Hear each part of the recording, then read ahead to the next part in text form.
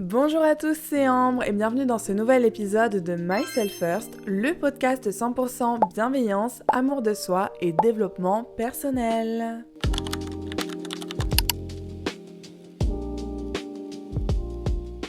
J'espère que vous allez bien, en tout cas moi ça va, puisqu'on se retrouve pour un épisode sur la manipulation affective, manipulation émotionnelle, voilà. Quelles sont les techniques de manipulation les plus utilisées? Alors que ce soit dans les relations amoureuses, ça va être les principaux exemples que je vais utiliser, ça va être autour des relations amoureuses.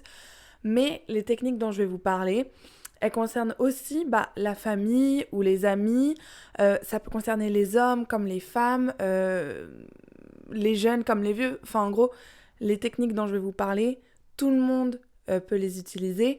Et des fois, on les utilise même nous-mêmes de manière inconsciente. Aujourd'hui, je veux que vous puissiez reconnaître ces techniques de manipulation pour vous en protéger et sortir des schémas relationnels toxiques. Parce que ce soit avec un ami, une personne de votre famille, votre amoureux, votre amoureuse, même vos collègues, vous méritez d'être dans des relations saines, respectueuses, dans lesquelles vos sentiments, vos émotions ont une place et sont valides. La première technique de manipulation, c'est le love bombing. Alors cette technique, elle est utilisée généralement dans les relations amoureuses et il s'agit d'inonder quelqu'un qu'on vient à peine de connaître de cadeaux, d'attention, de compliments, mais tout ça de manière excessive dans le but de créer une dépendance émotionnelle. L'idée, c'est vraiment de te vendre du rêve pour te séduire rapidement, prendre le contrôle et te rendre dépendant affectivement. Donc fais bien attention parce que tout ce qui va trop vite peut cacher une intention malsaine. Et les relations les plus authentiques, les plus solides, c'est celles qui se construisent avec le temps. Donc si au bout de 3 jours, elle te dit qu'elle a parlé de toi à sa mère, ou qu'il t'emmène en week-end à Rome, ou que voilà, vous recevez plein de cadeaux, plein d'attentions, des trucs de fou comme dans 50 nuances degrés, alors que vraiment la personne vous la connaissez depuis quelques jours seulement, faites attention. C'est vraiment bizarre. Et le love bombing, en fait, ce qui fait mal, c'est que tu rencontres quelqu'un, il va t'inonder encore une fois de toutes ces belles choses. Et ensuite, une fois que la personne se rend compte que ça y est, vous êtes acquise, vous êtes amoureux, amoureuse, hop, après il n'y aura plus rien. Soit il vous ghost, soit il révèle sa vraie personnalité, soit, enfin voilà, il devient zinzin, et après vous allez souffrir. Alors, je dis pas que vous pouvez jamais tomber sur quelqu'un de romantique ou de voilà un peu excessif, un peu qui en fait des caisses, etc. Et c'est juste dans sa nature et ok, il n'y a pas de souci avec ça, mais il faut bien faire attention en fait à ce que les efforts, à ce que les attentions, ils soient sur le long terme. Donc ne te laisse pas berner par des promesses irréalisables et des gestes grandioses, parce que s'il te parle de mariage au bout d'une semaine, ou si elle te dit qu'elle ressent une connexion spéciale alors que ça fait 2 jours que vous parlez, attention. Donc mon conseil par rapport au love bombing, c'est vraiment de poser ses limites et de... Genre, si ça te paraît trop beau pour être vrai, que tu le sens un petit peu au fond de toi, que ça te paraît un peu bizarre, quoi, de recevoir tout ça d'un coup, écoute ton intuition et regarde vraiment, accepte, prends les cadeaux, prends les compliments, ok, mais ne prends pas ça pour acquis. Et regarde si la personne continue d'agir de la même manière, encore une fois sur la longue durée, parce qu'il n'y a que ça qui compte. La deuxième technique de manipulation, c'est le ghosting. Celle-ci, elle fait très mal et je crois que je vais y consacrer, enfin je dis je crois, mais je suis sûre que je vais y consacrer un épisode très bientôt, donc je vais pas forcément rentrer dans les détails ici, mais le ghosting, c'est tout simplement le fait de parler à quelqu'un, avoir une relation, un flirt, même être en couple avec quelqu'un et du jour au lendemain, sans explication, couper les ponts. Ghosting, ça vient de ghost, qui veut dire fantôme en anglais. Donc c'est vraiment voilà, cette idée de disparaître, de s'évaporer comme un fantôme du jour au lendemain, encore une fois, sans explication. Et c'est ça le plus dur dans le ghosting. C'est, t'es sur ton petit nuage et puis du jour au lendemain, mais qu'est-ce qui s'est passé? Donc tu te remets en question et ça, faut surtout pas le faire. Si tu viens de te faire ghoster, ce n'est pas toi le problème. En fait, c'est une technique de manipulation qui permet aux manipulateurs, manipulatrices de prendre la fuite sans faire face à leurs responsabilités. Admettons que la personne veuille rompre avec toi, c'est ok. Ah, putain, j'ai dit c'est ok. Ah, je suis comme ça. Admettons que la personne veuille rompre avec toi, elle a tout à fait le droit, mais toi, t'as le droit aussi d'avoir une explication. Donc, si elle te ghoste pour te quitter, c'est juste qu'elle n'était pas assez mature émotionnellement pour te confronter et pour te quitter en te respectant. Parce que le ghosting, je trouve que c'est un des plus gros manques de respect du monde. La dernière fois que je me suis fait ghoster, c'était quand j'étais en Italie, après notre premier baiser. Le mec, ça faisait 3 semaines qu'on se parlait, on s'était déjà vus, etc. Et on s'est embrassés. Et le lendemain, j'ai senti qu'il était distant. Et après, j'ai plus jamais eu de message. Et alors, qu'est-ce qu'on fait quand on se fait ghoster ? On ne renvoie plus de messages. Et oui, l'erreur que tout le monde fait, c'est tu te fais ghoster, donc tu fais quoi ? Bah t'envoies plein de messages, tu quémandes, tu supplies, tu menaces pour avoir une explication. Mais si la personne n'a pas eu les coronesses de t'expliquer avant, ça sert à rien d'envoyer des pavés, de harceler la personne. Au contraire, là, tu perds ton aura, tu perds ta dignité. Donc moi, quand je me suis fait ghoster, il n'a plus jamais entendu parler de moi. Je lui ai laissé, en gros, la porte ouverte, dans le sens où je ne l'ai pas bloqué de nulle part, mais au bout de 2 semaines, voilà, je l'ai supprimé de partout, et puis c'était terminé. Et franchement, je pense que une des raisons principales du ghosting, c'est que la personne a trouvé quelqu'un d'autre et donc elle sait pas comment vous le dire. Les mecs qui ghostent, généralement, c'est qu'ils parlaient à d'autres filles à côté et voilà, ils ont décidé de se caser avec une d'entre elles, donc ils vont ghoster toutes les autres. C'est horrible, mais c'est la vérité. Bref, encore une fois, je vais faire un podcast sur le ghosting, donc je vais développer ce que c'est, comment on se sent, comment faut agir et surtout les erreurs à pas faire dans un prochain épisode. La troisième technique de manipulation, c'est le playing dumb, ce qui veut littéralement dire faire l'abruti. C'est une technique qui consiste tout simplement à faire semblant de ne pas comprendre ce que tu veux dire ou ce que tu ressens pour minimiser tes sentiments et encore une fois ne pas prendre ses responsabilités. Par exemple, tu dis à ton collègue j'ai l'impression que c'est moi qui fais le plus gros du travail, franchement ça m'épuise, j'aimerais bien qu'on se répartisse mieux les tâches, enfin je sais pas, un truc de con. Et la personne te répond mais quoi, mais qu'est-ce que tu racontes, mais n'importe quoi, mais moi aussi je travaille, tu vois pas ce que je fais, mais alors là je vois pas du tout de quoi tu parles, hein, non mais n'importe quoi. Et voilà, playing dumb, il fait l'idiot, comme si ce que tu ressentais ça n'importait pas, et puis ça n'avait pas lieu d'être, et ça c'est vraiment une technique qui t'épuise mentalement, parce que tu dois toujours répéter comment tu te sens, quels sont tes besoins, tu dois justifier tes émotions et ça c'est quelque chose que tu ne devrais pas avoir à faire dans une relation saine. Genre tes sentiments sont valides quoi. Donc le truc du playing dumb de ah bah non je comprends pas ce que tu veux dire, c'est éreintant. Franchement psychologiquement c'est hyper épuisant. Donc ne perds pas ton énergie à expliquer des choses qui sont pourtant évidentes. Et ne doute pas non plus de ce que tu ressens. C'est pas parce que la personne fait l'idiote que ce que tu ressens c'est idiot. Pas du tout. Dans ces cas-là, sois clair et direct et dis à la personne je pense que tu as très bien compris de quoi je parle. Si tu veux fermer les yeux là-dessus, c'est ton problème. Mais moi, en tout cas, je vais prendre mes dispositions, je vais prendre mes distances ou je vais faire le nécessaire. Par exemple, si c'est ton collègue, tu peux lui dire écoute, si tu ne comprends pas, on peut directement en parler au RH. Et dans une relation amoureuse, si ton mec ou ta meuf ne comprend rien quand tu lui parles de tes sentiments ou de ce que tu ressens ou de tes frustrations et tout, mais franchement, prends du recul. Parce que, je sais pas, pour moi les émotions c'est quand même la base des relations. Et à partir du moment où c'est plus valide, il peut plus y avoir de relations saines, quoi. La quatrième technique de manipulation, ça s'appelle le blame shifting. En gros, c'est j'échange la faute. Ouais, c'est ça. C'est une technique qui consiste à retourner la situation dès que tu exprimes un désaccord. Par exemple, tu dis à quelqu'un je te sens froid, je te sens distant en ce moment, qu'est-ce qui se passe ? Et la personne elle va te dire au lieu d'expliquer pourquoi elle était froide et distante, elle va te dire mais n'importe quoi, mais c'est toi qui me repousse, c'est toi qui me rejette, moi j'ai rien fait et tout. Et en gros, voilà, retourner la faute contre toi pour te faire passer pour le méchant et pour qu'il garde, ce petit manipulateur ou cette manipulatrice, une image intacte. Alors c'est une technique pas ouf parce que ça te détruit ton estime de toi Et tu te sens coupable à chaque fois. En gros, avec une personne qui utilise cette technique, tu n'auras jamais raison. Parce qu'elle ne va jamais se remettre en question. Elle va toujours faire en sorte que ce soit toi le fautif ou la fautive. Et généralement, c'est des techniques utilisées par des personnes qui ont le mindset de victime. Genre, c'est jamais leur faute. Donc, dès qu'ils peuvent, ils vont inverser les rôles. Et ça, c'est horrible parce que tu ressortiras jamais gagnant d'une dispute ou d'une discussion avec une personne comme ça. Ne te laisse pas marcher dessus et te laisse pas persécuter. Voilà, arrête d'accepter d'avoir le mauvais rôle. Alors des fois, oui, il faut se remettre en question. Et des fois, tu accuses l'autre. Et puis finalement, quand t'entends son point de vue, tu comprends que toi aussi t'as des choses à te reprocher. Et voilà, communication, genre, c'est le meilleur truc.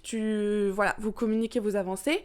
Mais si à chaque fois que tu lui parles de quelque chose ou t'as un petit reproche à faire, ça se retourne contre toi et la personne ne change pas, par contre toi t'en prends plein la gueule, vous irez jamais loin ensemble. Et c'est pareil au travail ou dans la famille ou en amitié, etc. Si ton meilleur ami ou ta meilleure amie il se remet jamais en question, ça va être compliqué. La 5e technique de manipulation, c'est le jealousy injection. C'est une technique qui consiste à te rendre jaloux ou jalouse en flirtant un peu avec les limites, pour te titiller, pour te rappeler que la personne n'est pas acquise, pour éveiller un peu ton instinct de compétition, pour te rendre insecure. Bref, c'est une technique qui va te faire douter de toi-même et qui va te mettre en comparaison avec tout le monde tout le temps. C'est horrible. Un exemple de jealousy injection, c'est ton mec qui va dire qu'il s'est fait draguer ou qui va même flirter avec une fille devant toi. Ou alors ta meuf qui va te dire « Ah, j'ai recroisé mon ex, aujourd'hui on est allé boire un café ». Forcément que ça va te rendre jaloux, forcément ça va te piquer.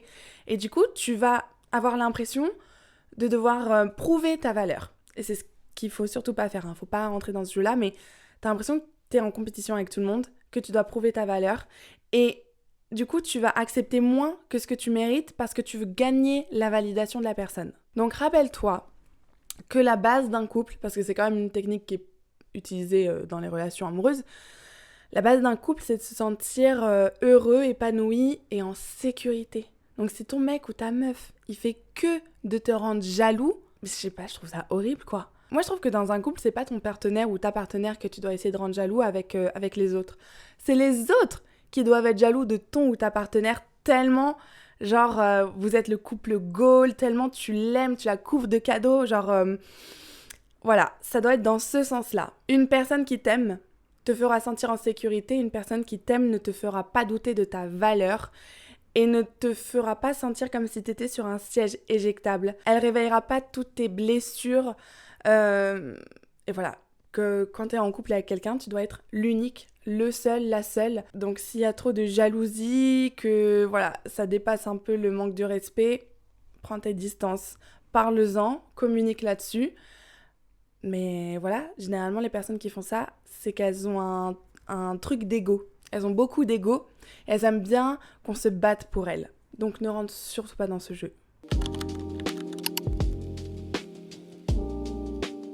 La 6e technique de manipulation, c'est le gaslighting. C'est une technique qui consiste à manipuler un peu les souvenirs ou la perception de l'autre pour lui faire croire qu'il a mal compris quelque chose ou que ce qu'il pense qui est arrivé n'est jamais arrivé.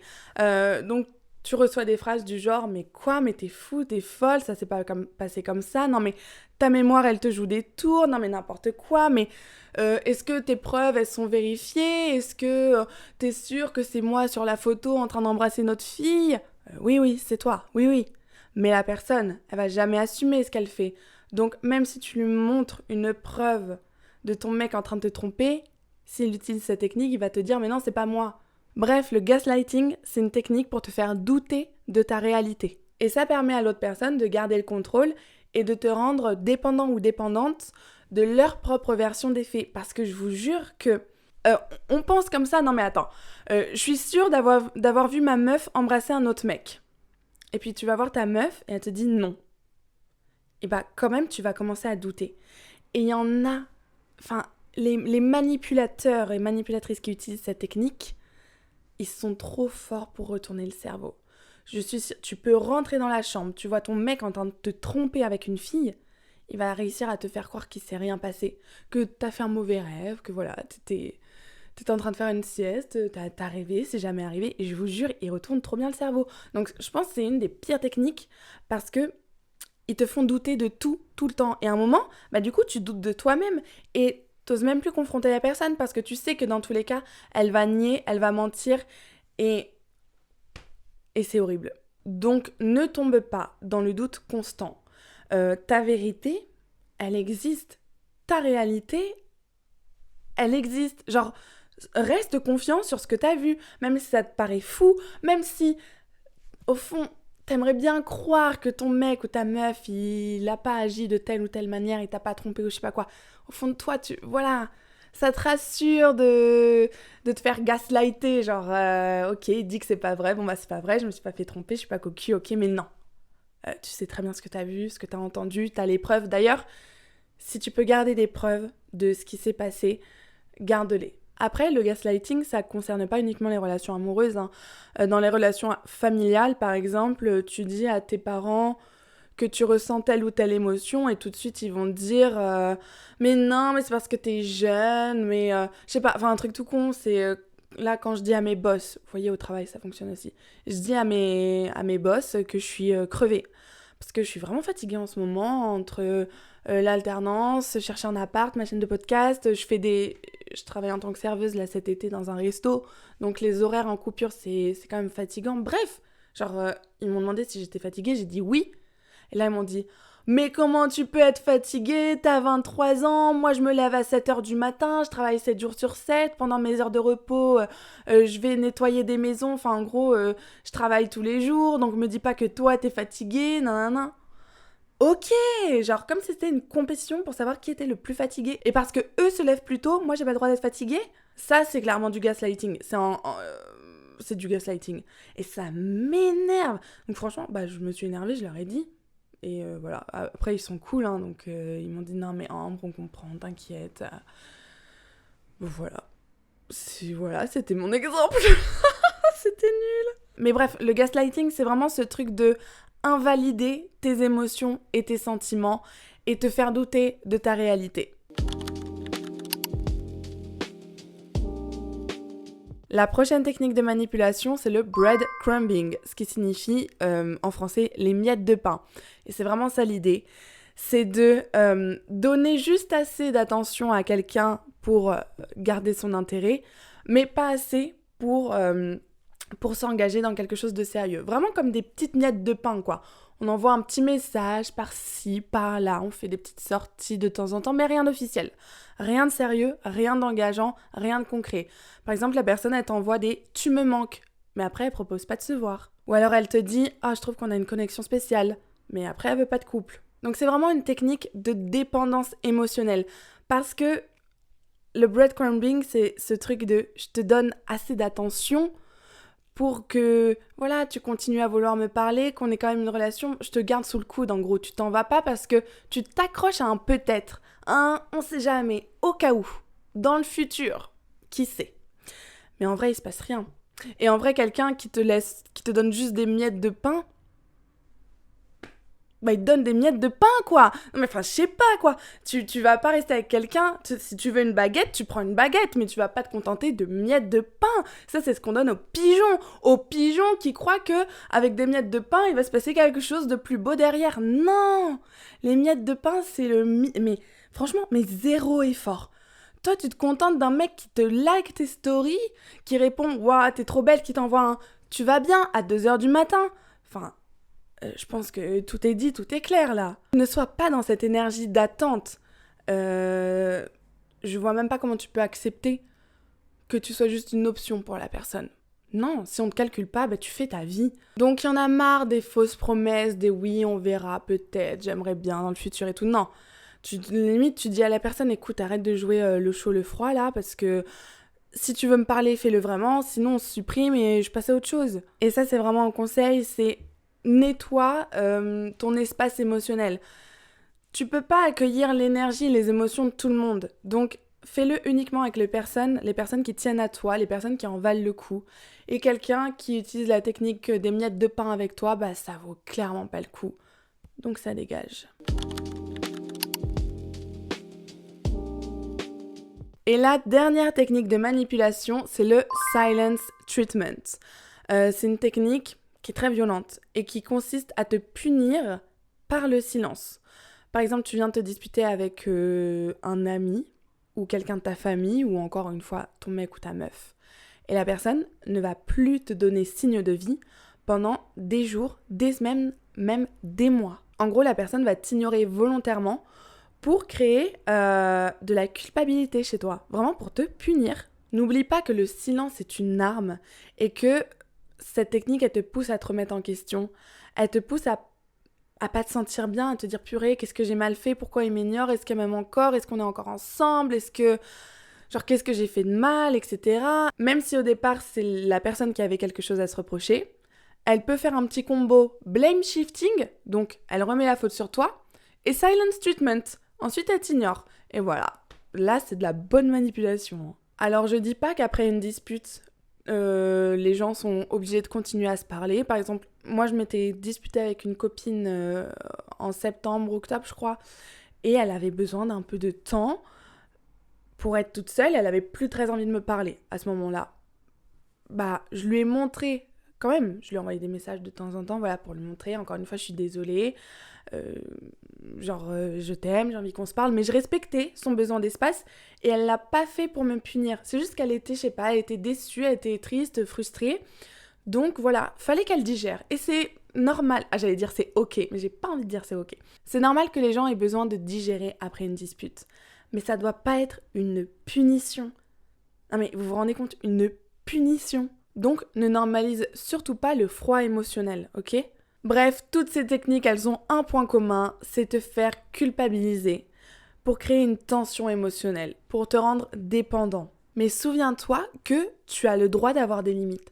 Tu as le droit de dire non, tu as le droit de ressentir des choses, tu as le droit de t'exprimer, tu as le droit de ne pas être d'accord. Et par contre, les gens n'ont pas le droit d'invalider ce que tu ressens. Encore une fois, les relations saines, elles sont basées sur l'écoute réciproque, sur la communication et sur l'envie de gérer les problèmes. Je dis pas que les relations parfaites, il n'y a pas de dispute, au contraire. Mais il y a une manière de se disputer. Et invalider les sentiments et les émotions des autres, c'est pas une manière de faire. Protège ton énergie, ne doute pas de toi, de ta valeur, de ton estime, d'accord ? Et j'espère vraiment que ces petites techniques... Alors, je suis pas rentrée dans les détails, mais dites-moi en commentaire s'il y a une technique en particulier pour laquelle voilà, vous voulez que je fasse une vidéo spéciale, un épisode vraiment dédié à cette technique. Comme ça, je pourrais vraiment, je sais pas, en parler un peu plus en profondeur, vous donner éventuellement une expérience là-dessus, d'autres conseils, comment réagir, etc.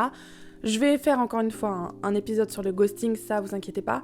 Mais voilà, dites-moi ce que vous en avez pensé. Dites-moi si vous avez été victime de ces techniques ou alors si actuellement vous êtes victime de ces techniques ou même si vous les utilisez sans vous en rendre compte. En gros, j'espère vraiment que ça fait tilt dans votre tête et que vous vous rendez compte qu'il y a des comportements qui sont pas normaux, qui sont pas ok. Bref, rejoignez-moi sur les réseaux sociaux, Instagram, TikTok, abonnez-vous à ma chaîne YouTube, donnez-moi vos retours dans les commentaires et nous on se retrouve dans une semaine pour un nouvel épisode. Bisous!